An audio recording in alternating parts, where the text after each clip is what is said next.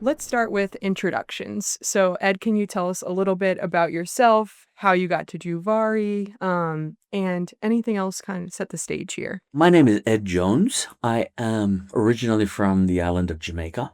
Moved here in 2000 and have worked in the electronic security industry, project management in software development and services, and then moved over into information security audit, doing federal information security management, FISMA, SANAs, that sort of stuff. Did work for the DoD, did work for the federal government, then moved into full-time work. I did as a consultant, moved into managing information security operations, then eventually got hit up by a headhunter for a position at Juvare, who were going to undertake ISO 27001 certifications and FedRAMP certification, and they needed somebody to head up the security team, so I took the position.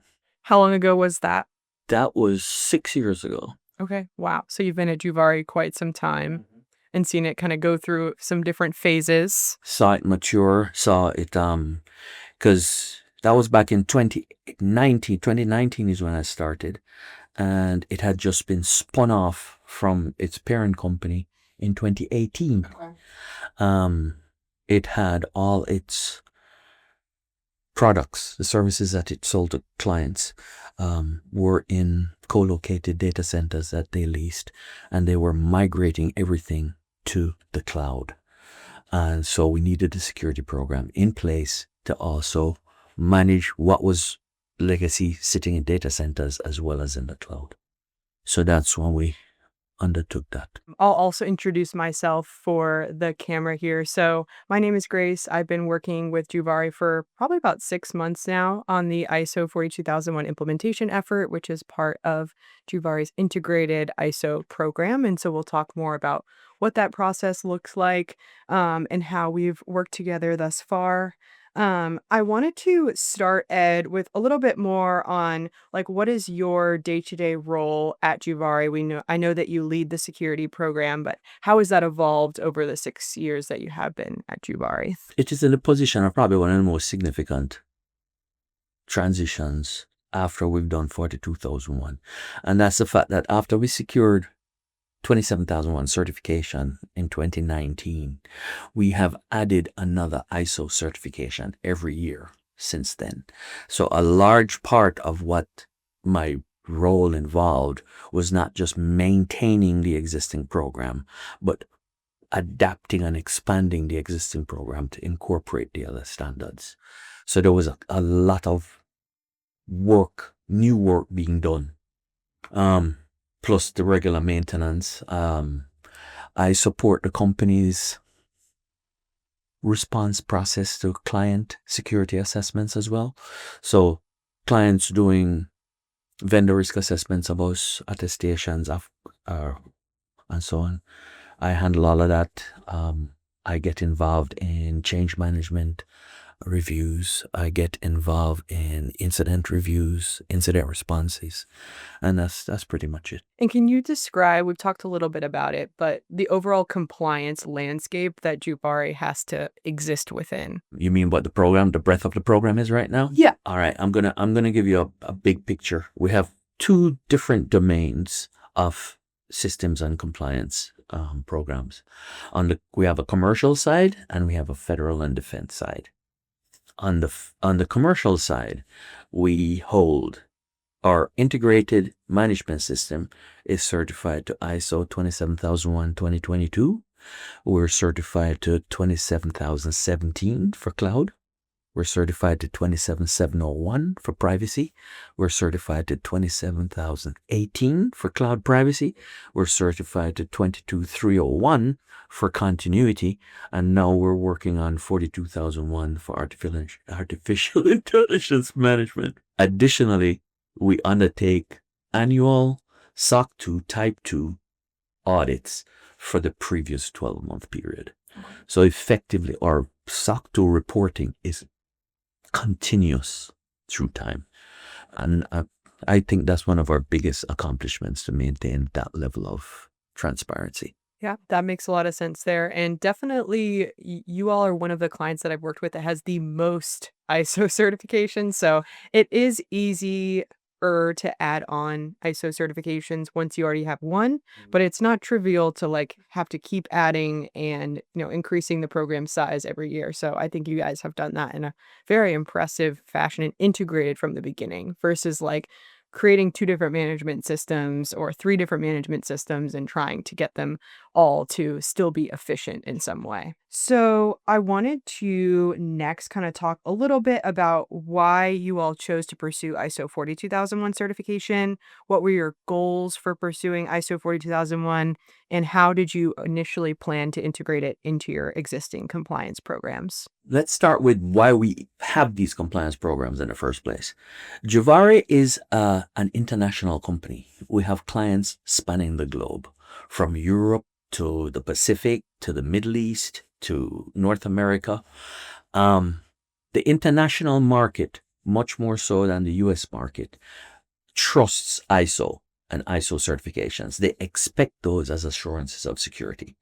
So the investment in 27001 and 22301 was to support the assurance of security for those client markets. With the advent of the maturity that we're seeing in artificial intelligence, we also identified that as a direction we want to go. We need to exploit that technology. And we're looking to exploit that technology within our organization, i.e., AI, ML tools that will facilitate our productivity, our efficiency, our quality of output in our different functions. And additionally, how to incorporate AI into our existing products to enhance the value to our clients. So with that in mind, we wanted to assure ourselves that we were approaching that activity with good guidance of our program. So 42001 to be embraced, and then also be able to transmit that assurance to our clients by having that certification in place. Awesome. And when did 42001 come onto your radar in the first place? 42001 came onto our radar in October of last year, so about 12 months ago. Okay. And I discussed it with our CISO because we had a discussion that, okay, this is where our program is. It's fairly robust. What other certifications should we be looking at? And we tagged 42001 because that was on our strategic roadmap, AI. So we needed to align our program to cover that as well. And from there on, we looked at securing those services. And we ended up with you guys. So, were there any other compliance frameworks that you were considering related to AI? I know there aren't many, but curious, like in the process of you determining what is the best framework for us to apply to our AI governance, did you consider anything else, or was 42001 the clear answer? 42001 was a clear answer because the effectiveness of our integrated program is such that we felt that integrating AI into that program was the best way forward for us. Yeah, taking advantage of your existing program definitely makes a lot of sense when it comes to ISO 42001, and there aren't a lot of other frameworks even that you can apply today that will get you a certification. That's right. So I know we have some concept of doing SOC 2 plus AI and adding on some custom AI controls. You could do a NIST RMF, AI RMF assessment, but none of those are going to get you like an external attest of your program. So I think 42001 makes a lot of sense for you all in that regard, and you're able to build on your existing efficiencies. In terms of ISO 42001, did you have any customers asking you about it initially, or was it more on your radar because you knew it had been added to the ISO suite of management systems available to get certified to? We had no customers asking for it, but because we knew that our product roadmaps and our company operations would be embracing this technology, we decided to get the head start on putting in place the governance to guide that activity. Yeah, that's great. I think it's a lot easier to implement a program when you are first introducing whatever it is to the organization, and in this case, it's AI. Yes, than having to go retroactively put, controls in place. You can't typically go back and rewrite the past, right? So, I wanted to talk next about strategy and planning on the ISO 42001 implementation process. So, obviously, you've implemented lots of ISO frameworks already. When you think about ISO 42001, what would you describe as your integration strategy to your existing integrated management system? The mandatory clauses from all the existing standards are basically harmonized in the integrated system. So what we looked to do there was harmonize the mandatories for 42001 into those. That provides the overarching authority rolling down into the annex controls. Mhm. And then, and you and I had several arguments about what can I leverage in my existing program as being sufficient for what's being asked for 42001, or do I need to make a modification? In short, what we sought to do was validate the appropriateness and sufficiency of the controls, policies, or standards that we had in place governing the AI requirements, Annex A requirements. And only if it was necessary did we modify after that. And that is all just a part of trying to keep the system as simple and efficient as possible. Yeah, that makes sense for sure. I did want to ask when it comes to ISO 42001, it is notable that it's a separate framework from 27001 compared to, say, like 27701 in the past. You've had to have 27001 certification, or 27017 and 27018. You have to have 27001 certification. Why do you think that might be? And like, did that impact how you thought about integrating ISO 42001 into your program? No, didn't actually think about it as with any special consideration. It's just that we wanted to include the governance and the controls to meet the standard requirements, and Yeah. we were going to approach it however it took it. I think that makes sense. What the separate nature of the 42001 framework does allow for other companies is they could go and get certified against ISO 42001 without 27001, but I do think that will be rare moving forward. But it is possible, which I think is interesting. Now, the thing is, due diligence wise, if you're in a position where you're exploiting AI, it means you have a technology operation, which means you have a security consideration. You'd be kind of leaving the door open if you only certify your program to 42001 and not look at 27,000 as well. Yeah. It's hard. Like, if we compare privacy and security, you really can't have privacy without security. And many will argue you can't have security without privacy. But, it wasn't always that way, right? We've sort of had this evolution around privacy since GDPR. Whereas with AI, I think we have more regulations. We do have the EU AI Act that's informing things and really motivating external certifications to come. But we're really in the early days of like figuring out what that will mean for an organization. And that, by the way, you just said in the EU AI regs, that was a big consideration of using ISO as well, because Europe banks on ISO. Yeah. One of the things that's happening locally, I don't know if you're aware, but the state of Colorado is pushing some requirements very hard. They're the front runners in that whole deal.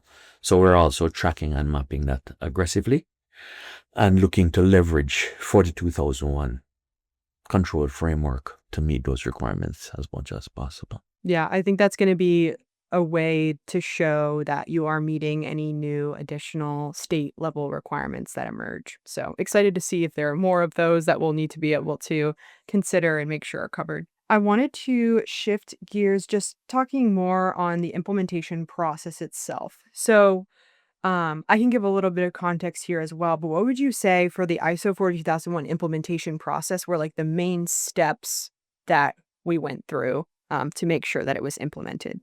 All right. What was interesting, and let me just backtrack, is that before working with you at risk3sixty, we had an established engagement with Deep Seas, who helped us manage and maintain the program. Deep Seas was not, I'm trying not to like diss them, but I'm just laying it very straight what our decision making process was. The Deep Seas had not been prepared to integrate 42001 into our IMS, because they were the first ones we went to. They developed a proposal for us. The proposal was very rudimentary, and they admitted that we'd be probably like their guinea pig. So I went shopping, found out that you guys had previous experience, spoke to you all, got a proposal, spoke, and you established for me that you were competent and experienced and prepared. So we went with you. So the process or steps after that, you were the one who pretty much left. Yeah. And I followed. Because the main thing I felt I needed to do based on your competence and fluency on the standard and its implementation was basically to try to share with you the context and the scope of our existing program and activities, so you could digest that in relation to how you're implementing 42001. You did everything solid and practical. First thing was your gap assessment, and you laid out all the gap details from documentation to practices, etc., etc. And then on top of that, you added some good to have, some efficiency suggestions and some value added suggestions.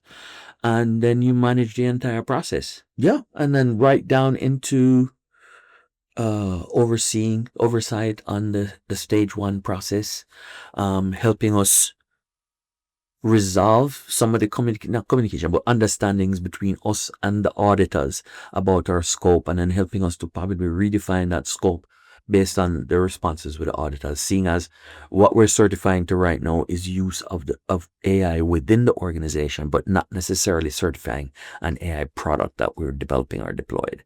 That's going to be phase 2 of this process. And as we sit here, we are getting ready to do stage 2 next month. And I feel very comfortable and very confident that everything that we need for stage 2 will be in place. If we do have a non-conformity, it's going to be a minor, and it will be remediated before even the audit is complete. Yeah, before that meeting's complete, I'm sure you'll fix it. Okay, I think that was actually a really good overview of the implementation process from the client side, because everything that you said is what we want you to feel when you go through the process, right? We're starting with a gap assessment that we happen to also be able to use for your internal audit, and we use that to drive remediation and overall implementation. We also do, as part of most of our implementations, a risk assessment. So with that, we did an AI-specific risk assessment, but of course, in the future, that would probably be more of an integrated risk assessment. But given that you're doing ISO 42001 certification here out of band with your existing ISO certification timeline. So that was a consideration, I think, in making sure we could get you ready for the upcoming audit. Additionally, during the external audit itself, we want to feel, or you to feel, like we're translating anything that the external auditor is saying that might not actually clearly align with what you're expecting them to bring up, and we help you understand what it is that they're saying, and actionably, correct as needed based on that external audit. And I think that that actually went very well in stage 1, and then when we moved to stage 2, similar scenario, right? So in terms of actual, like, tangible things that we did throughout the implementation process, was there anything specific that you'd point to and say that was really useful, or that was something that I think would value us if we were going to add another ISO framework, for instance? I will tell you straight up, and let me give you the context of the statement I'm about to make. I started off as an auditor. I've also been a consultant on the side where you are, putting systems in. And now I'm on the client side. So I have a fairly good idea of each sets of roles. I will say that the experience I had with you leading the program with us was outstanding. It was very well managed, and it wasn't one of the things I've seen in the past where the consultants act in isolation, running their playbook. You ingested and compensated and planned for my needs, auditors' needs, all that kind of stuff. So what I enjoyed as the client was I could take my, what you call that now, activity or focus level down a bit, because you were covering all the bases for me. So you became my point of focus. The second thing was that you brought to the table that was really good was fullCircle. fullCircle did a great job of consolidating all of the activities that we just spoke about, including some of the document management. And it probably did not do as much of the document management as you would have liked for this engagement, simply because I was not familiar with that process as well. I wasn't good on fullCircle. But fullCircle would have been able to be the single source of truth for the entire process, from gap definition to full remediation, as well as the owners, the timelines, delivering all of my documentation as required for the auditors for what's the term, for corrective action logging and remediation, because it's all defined in there. Yep, I think that's one thing that I really do enjoy, particularly for ISO implementation work in fullCircle, is that we can track the full life cycle of any findings from the internal audit or external audit, and make sure that you have the audit log to back that up to the external auditor. You don't need to maintain anything separate. Which is the big thing. And just to jump, the fact that you say you have the vendor risk management module in there, that adds that in there, because the vendor risk management kind of needs a similar kind of tracking mechanism. Yeah, that makes a lot of sense. So we have the documentation piece, we had the AI risk assessment component, we have preparing for the external audit, lots of documentation updates necessary there. How do you think, or what do you think was the biggest challenge that you ran into during the ISO 42001 implementation process, whether it was about the framework itself or about how to make sure that you were going about preparing for the external audit appropriately? Is there anything like that sticks out to you? The biggest challenge on my side would have been my internal team and my internal dynamics, because we had Mitchell and Dennis working, and they're into technology and they're not much into standards. So it was just managing what their output was. They had great output. One of the challenges was sometimes too much output. And one of the things I try to embrace with these programs is to keep it as simple as possible, keep it as light as possible. You don't want to be too prescriptive, because the more prescriptive you are, is the more chances you get to get dinged. And becoming more prescriptive doesn't leave your organization or your program sufficient flexibility to change with changing needs without being non-compliant. So absolutely. I think it's important to note your team was interesting in that we had a more like security engineering type SME. We had a engineer, like a software engineer SME. We also had the head of engineering on the project for some time. So we're able to get like perspectives from throughout the business. And even though they weren't necessarily like existing in your compliance realm, for most of their job, like they really were able to give us some interesting and useful perspectives to make sure we were implementing the program effectively, which was very helpful. And the assurance that they provided was that what we're implementing lines up with what is happening, and that they embrace what is being put in place. Absolutely. Yeah. i.e., it's relevant. Yeah. I think it can be tough to put some policies in place, but actually make sure that they're being followed or that it's something feasible for the organization. And I think that you did a really good job of making sure those stakeholders were brought along in that process. Because that's my philosophy on the program, is that it shouldn't be a program shouldn't be a roadblock or a policeman. It should be a facilitator, guardrails, not roadblocks. And in the process of kind of going through the implementation, were there any unexpected learnings around ISO 42001 or about ISO and like improving your program that particularly stick out to you? Could even be from the risk assessment process. I wouldn't say that I've digested everything yet, but one of the things I will tell you is I wasn't as familiar with the AI and the concept of AI, the language, the vocabulary in some cases. So it was a big learning experience for me. It was very similar to when I started to learn privacy. Yes. To start to get the context of it and understand what the significance or the value or the risk is associated with certain considerations. And even right now, in the last meeting we had and discussing some of the things on the statement of applicability, I'm still learning those. That also is where my other colleagues from engineering and technology who were part of the program helped put some stuff into perspective. And a lot of the time I just deferred to them because they knew it better than I did. Yeah, I think that's an important point because ISO 42001 isn't or AI topics in general aren't just known by everyone, right? Whereas if you're in the GRC space, you're often asked to implement ISO 42001 or to deal with AI governance and for that to be in your realm of responsibility. But lots of folks don't have the like expertise around AI to really figure out how to implement their governance program. And I do think it's very similar to privacy in that regard.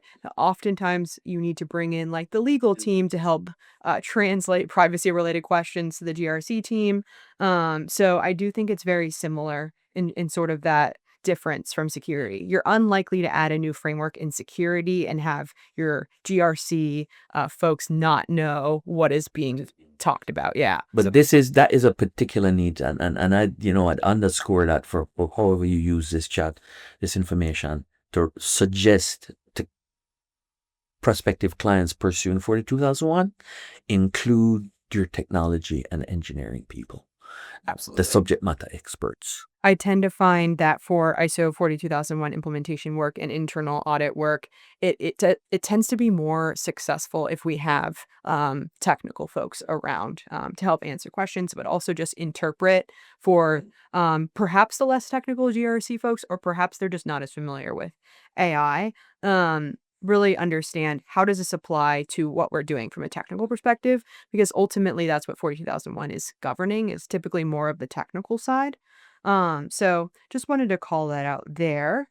Um, and then I wanted to ask next, in terms of addressing what we call gaps from the internal audit, or if you were to have a nonconformity from the external audit, an area of concern, what sticks out to you, or what is your process for remediating any findings that you might get or that you have gotten in the past? They first get transitioned to be documented in the corrective actions log. Then a ticket gets created for each of them in our Jira ticketing system.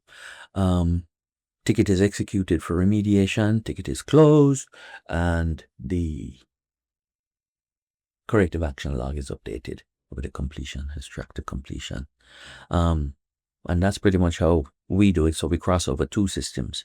Interesting thing though is that using fullCircle, it's all in one place. Is that, I know we've kind of talked a lot about in our implementation process how to actually manage the ISO 42001 ISO 42001 related findings, but how would you see in the future you see yourself managing all of your findings? Would it be in one place in fullCircle? Would it be a combination? I would say that it would definitely be in fullCircle, and the process I'm working with you on is to learn to explore and exploit fullCircle better, because what I've seen so far from this engagement is that it's capable of handling all of the tracking, reporting, planning, and maintenance activities. In short, what I do right now for each audit is I have different Excel-based tools that I have to harmonize and also connect back to Jira in my organization. If I were to switch everything to fullCircle, I'm not going to 3 or 4 different spreadsheets. I am not going over to Jira. And I have a single place where I go with the auditors. I'm talking about maybe using 25% of the time and effort to find and present evidence for the auditors versus what I'm doing now. Yeah. And that's what I'm after. Okay. When it comes to the ISO 42001 implementation process or any findings that you did get from the internal audit, for example, were there any that like stuck out to you or were surprising to you? Or did you feel like everything made sense? There wasn't any curveballs? No curveballs. Again, remember that I was learning and I'm not an expert. So based on your initial assessment, I accepted all of that. What I wasn't clear on, I challenged you on some of it, and I accepted it. Okay. I had no issues with the findings. Okay, I want to zoom out a little bit to like AI governance strategy and AI risk management. So we've talked a bit about ISO 42001, the process of implementing it, but how would you say it's affected your perception or approach to what AI governance should be all about? What is ISO 42001 really trying to make happen within your organization, and are you seeing it succeed? All right, let me take the first one. 42001's intent. 42001's intent is to establish control requirements for certain risk areas. So 42001 has helped me to understand where the risk areas are in using AI, and now align that with our organization's understanding of where the risk is, and where applicable, leverage the authority of 42001 as the final say in what we need to do. At the same time now, as you know, risk, it's all about managing risk. So the control is appropriate, right? But what degree do we need to implement for the control? How rigid, how robust, how tight, how elaborate does it need to be? Is the sufficiency that's required based on what we're doing? And that's the part that we are also digesting. Does that make sense? Absolutely.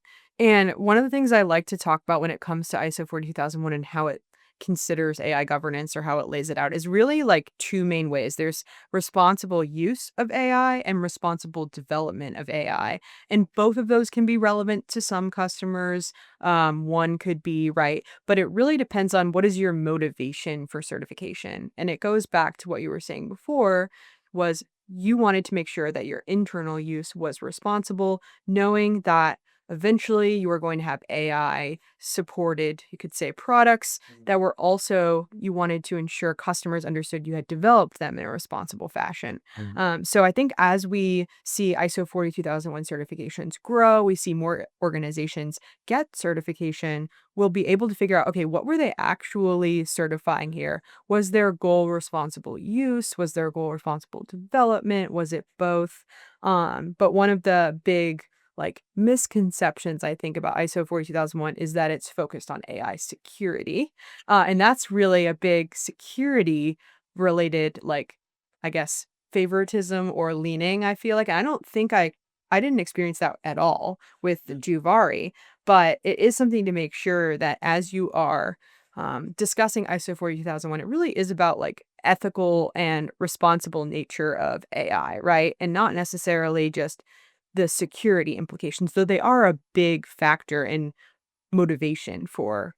Now, the interesting thing is, I never, when you said that, I had never contemplated that would have been a perspective, because the thing is called an AI management system. Yeah.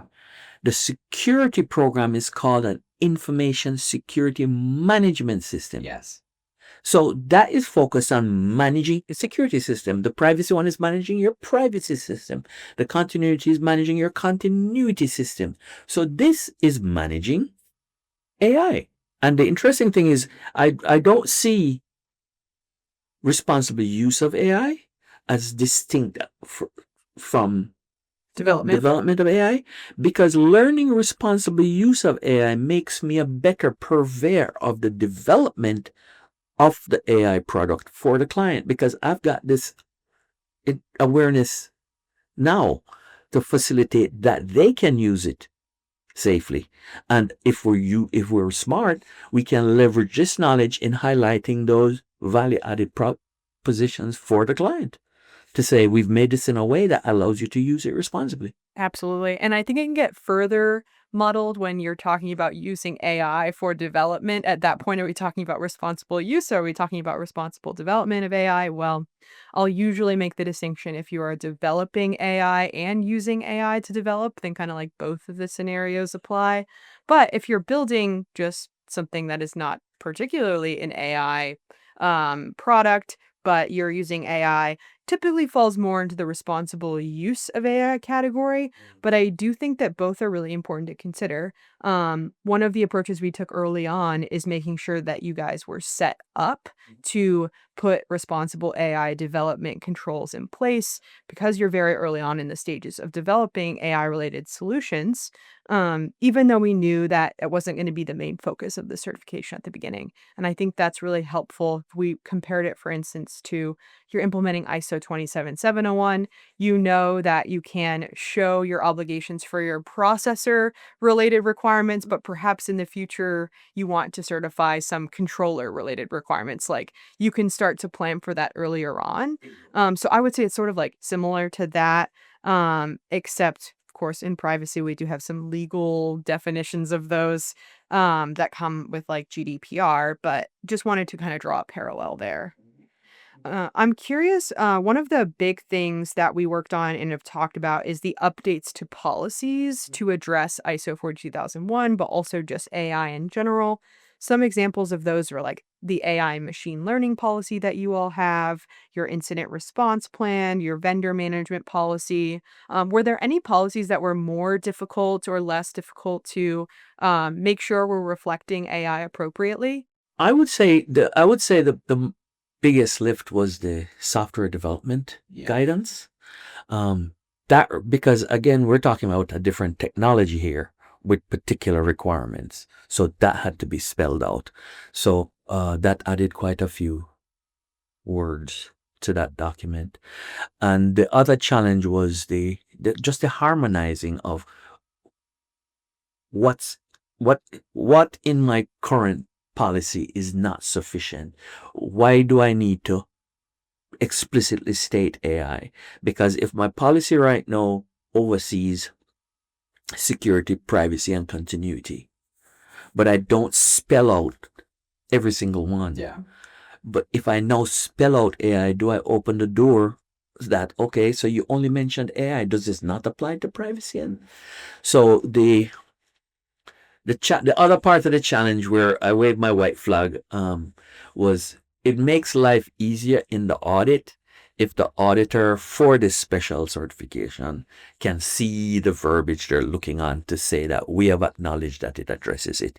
So we just went ahead and adopted that verbiage and then included the others as well. So let's say it prompted maybe some maturing and some growth of the documentation. Okay. I think that's fair. Oftentimes, I'll see when we're trying to add AI related documentation to existing policies, there's often lots of dependencies, right? Because you have perhaps some policies that happen to mention your IMS, your integrated management system, and you realize, oh, this one's actually has ISMS and PIMS and BCMS in it. And you have to go back and either change it to add AIMS at the end or change it to the IMS.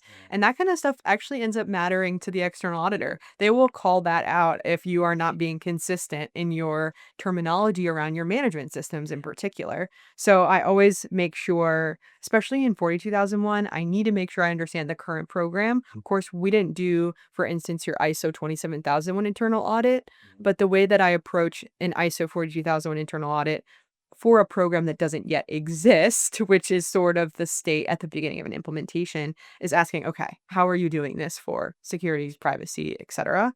And it really helps us like figure out what is the scope of things that we need to edit or that we need to add to. So I think that was interesting to be able to add so many different policies, as needed. We added AI related language. We also added perhaps a net new policy or two as well, that I think is important, but we try to avoid too many net new policies because in this case, your program is very integrated and we want to take advantage of that. I'm curious. So, one other big piece that we haven't talked about yet of the AI risk management program and the requirements of ISO 42001 is the impact assessment. So, the AI system impact assessment is a requirement as part of clauses 4 through 10, but also as part of Annex A. So, I'm curious, what was your process for conducting the AI system impact assessment with the resources that we provided you? And did you find that it revealed any insights that you took away? The impact assessment that you built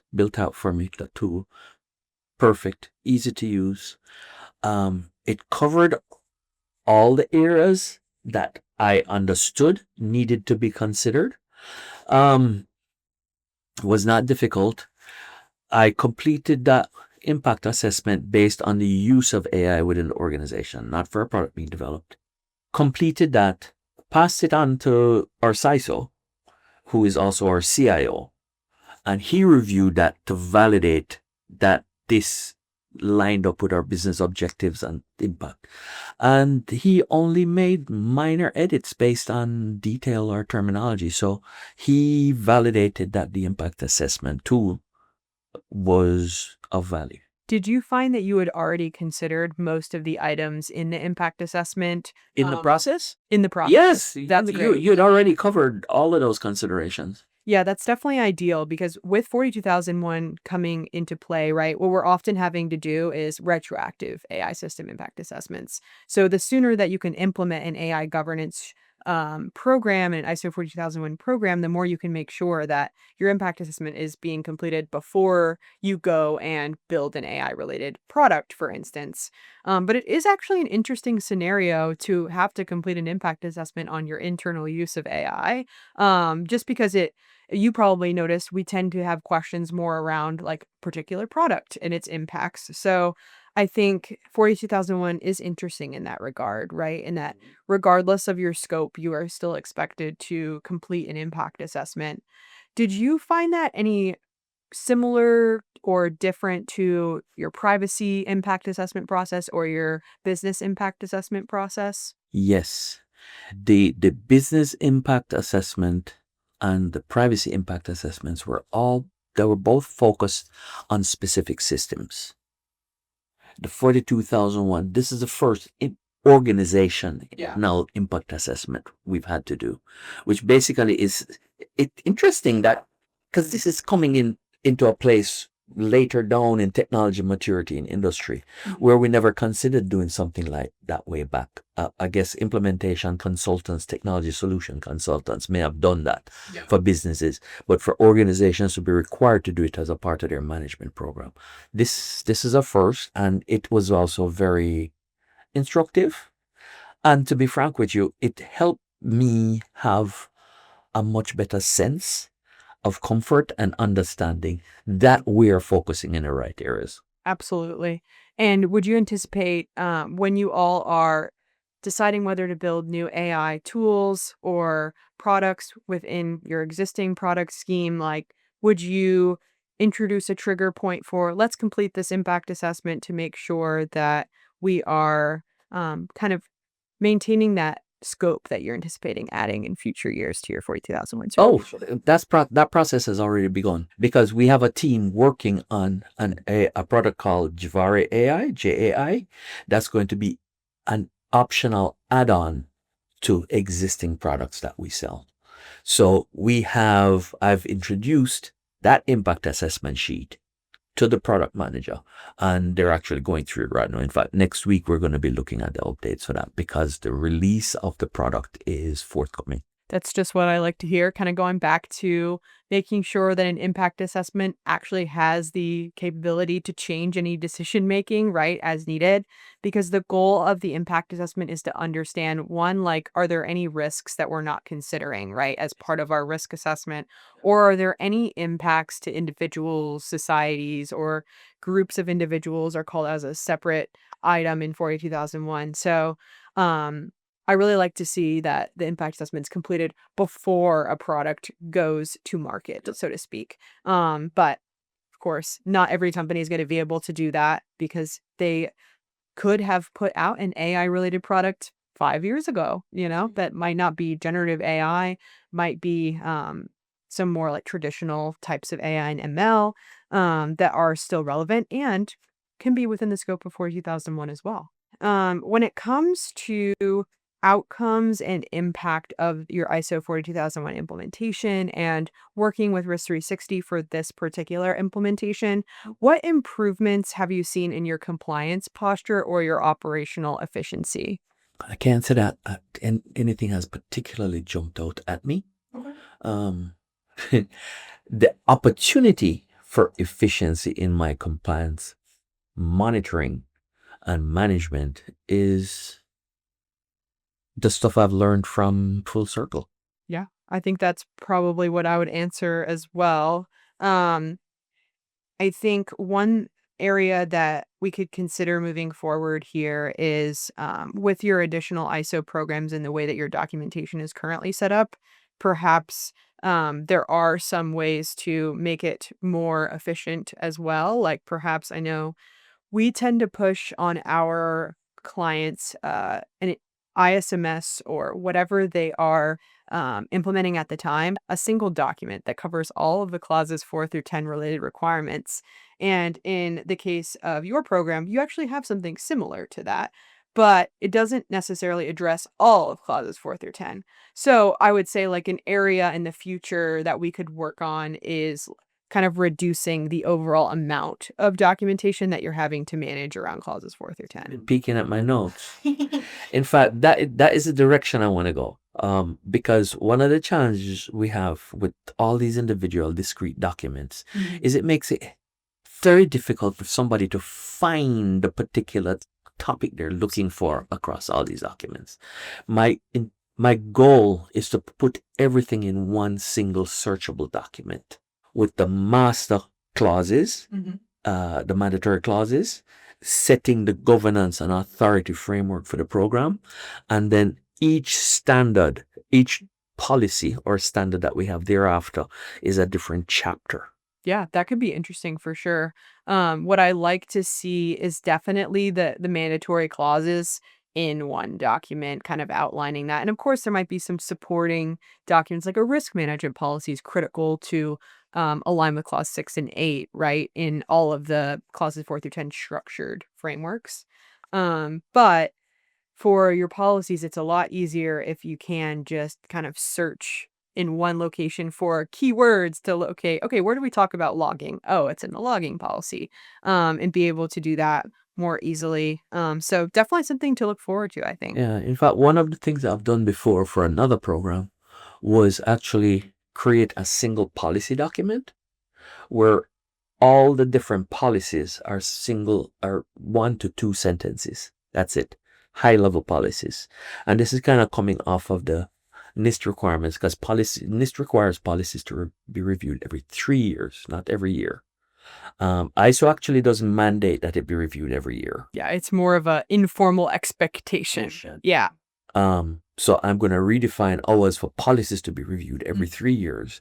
And then no, the standards is that big, long, detailed book with more prescriptive requirements, a lot more verbiage, which would be searchable.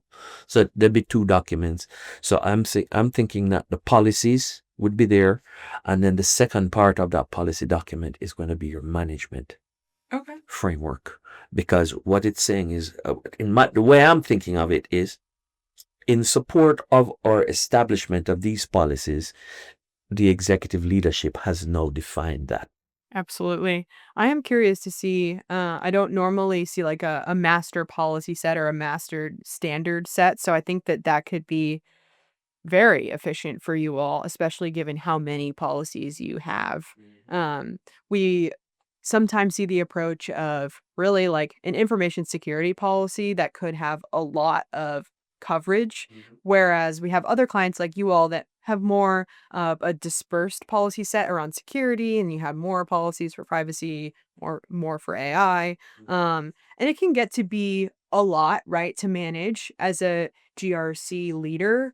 But there's also the flip side of oftentimes shorter policies can be perceived better within the organization or can overwhelm stakeholders less. So I always like to kind of figure out what does the client's environment prefer and make sure we kind of align with that. That's a good point.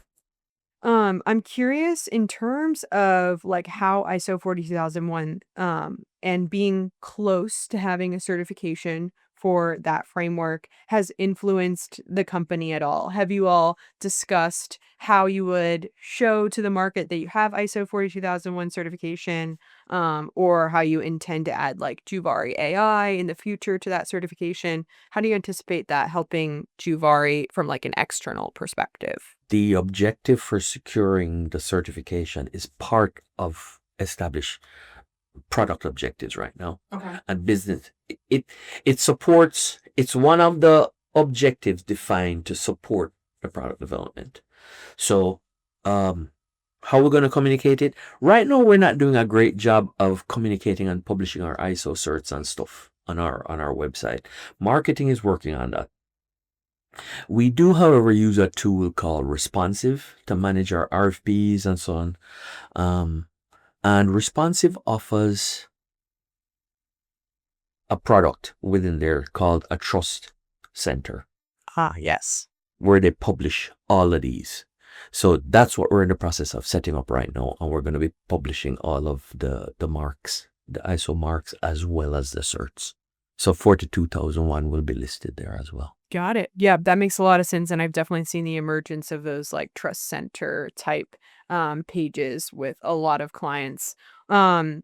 I am curious when it comes to your external audit and like looking forward to engaging with for your ISO certifications. Ideally, all of your ISO external audits will be at the same time. I'm curious to see like how big of an impact you think that that will have on your efficiency, but also how easy it is to maintain all of your external audit requirements. So sitting in on calls, uploading evidence, all those elements. We have been working on that process. We work with Shellman as our external auditor, and Shellman has been very collaborative with us in an effort, and it's a two-sided thing. There's a certain amount of trust and there's a certain amount of validation.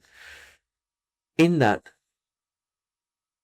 Shellman will lay out a fairly long timeline of their information requests for me and give me time to upload a lot of stuff. And then bear in mind that they're also doing this to leverage a single piece of evidence wherever they can for ISO and for SOC 2, because we do both the ISO and the SOC 2 pretty much at the same time. ISO just a little before and SOC after.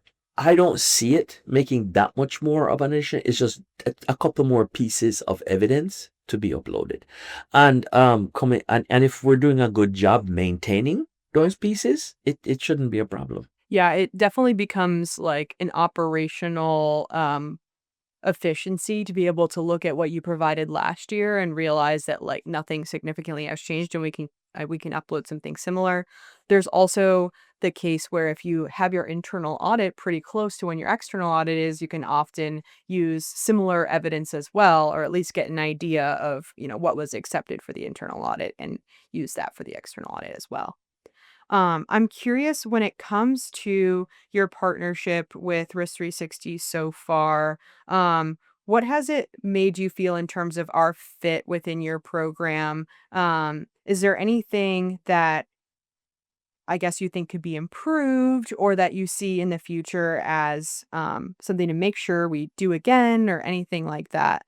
Key takeaways. Say, my experience working with you, because you have been the face of risk3sixty to me, 100% satisfied. The challenge was to keep up with you. The project could have been executed a lot more timely, a lot more efficiently if I could keep the pace that you were delivering, because you were delivering at a far better rate than I was.